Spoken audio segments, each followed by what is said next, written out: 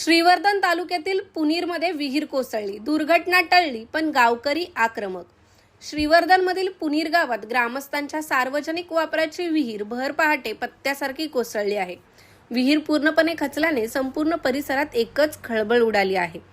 मिळालेल्या सविस्तर माहितीनुसार श्रीवर्धन तालुक्यातील मौजे पुनीर येथे शनिवारी पहाटे 5:30 ते 6 वाजण्याच्या सुमारास ही घटना घडली। सुदैवाने ही घटना पहाटेच्या वेळी घडल्यामुळे त्या ठिकाणी पाणी भरण्यासाठी कोणीही उपस्थित नव्हते।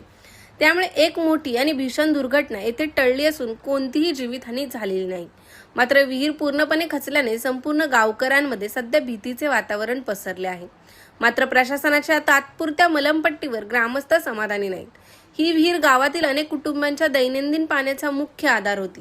विहीर कोसळल्यामुळे आता पुनीर गावावर पाण्याचे मोठे संकट ओढवले आहे।